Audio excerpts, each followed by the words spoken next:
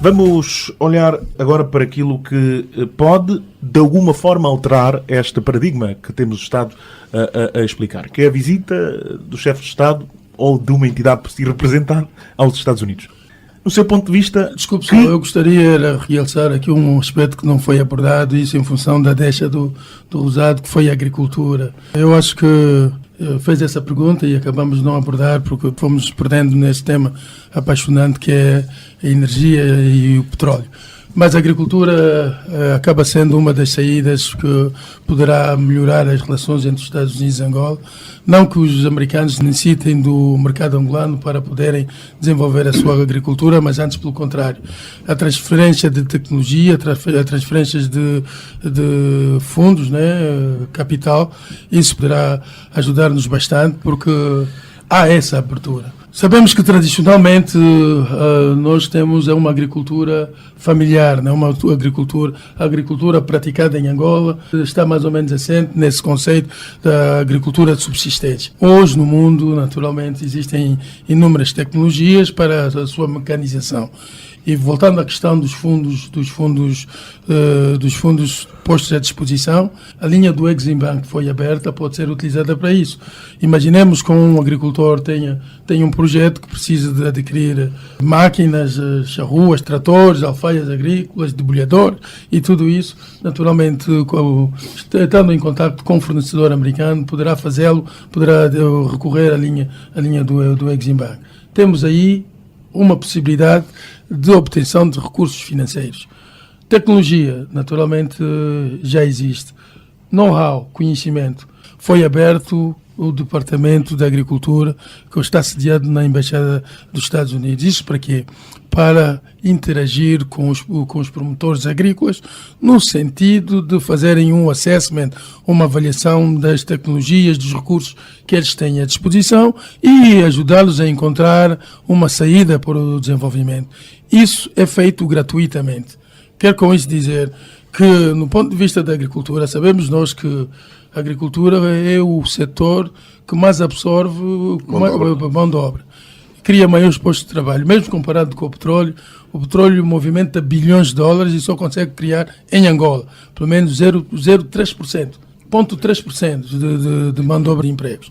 Quer com isso dizer, se Angola aproveitar exatamente essas potencialidades, aproveitar essas oportunidades que os Estados Unidos põem à disposição, veremos o problema do desemprego minimizado ou pelo menos absorvido, porque o maior número da nossa juventude está no campo e, naturalmente, essas pessoas poderiam ver o futuro de forma diferente. E, estrategicamente, a Câmara do Comércio está a trabalhar no sentido de trazer para cá essas competências, no sentido de maximizar a produção agrícola e quando conseguir-se a maximização da produção agrícola. Isso implica dizer que poderá contribuir para a autossuficiência alimentar em Angola, naturalmente trabalhar na fase seguinte, que é o processamento dos produtos e o seu tratamento para exportação.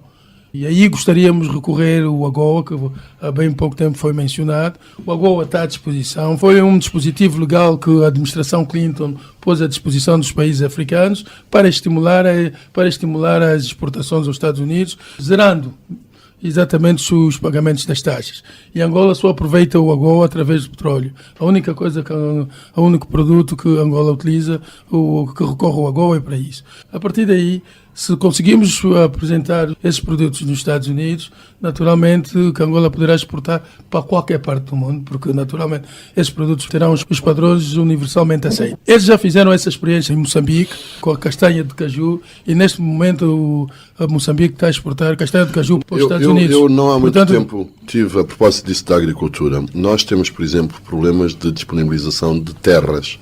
Nós temos os tais 2 milhões e 100 e tal mil quilómetros quadrados, mas as terras pertencem a toda a gente. 1.247.000. Era eu que estava enganado. 2 milhões é com a área marítima. Mas nós estamos a falar apenas de terras arábias. Exato. Não é? Mas o que eu estava aqui a dizer, jantava um dia com o embaixador oriental, que me dizia o seguinte: olha, Carlos, nós tínhamos um super projeto agrícola para Angola. Viemos cá. Aquilo que nós falamos. Não havia. Engonharam para essa expressão. O que é que eles fizeram? Foram para Moçambique. E estão em Moçambique e estão a fazê-lo aquilo que podia ser feito efetivamente em Angola. E essa é uma questão. Porque, por exemplo, o Exim Bank, quando financia, naturalmente que garante, etc. Mas exige um projeto. Diz, mas a terra é mesmo... Pedro Godinho, a terra é mesmo sua.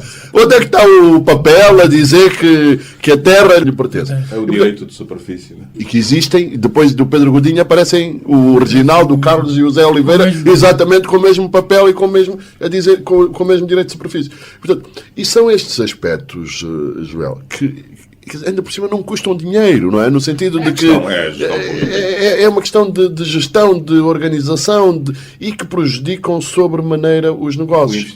E nós pensamos que, por acaso o Reginaldo estava há pouco a falar do Ministério da Economia e eu gostava, já o fiz aqui no programa Vetor, e gostava de saudar uma nova postura, designadamente do Ministério da Economia, do Ministro Abrão Gorgel.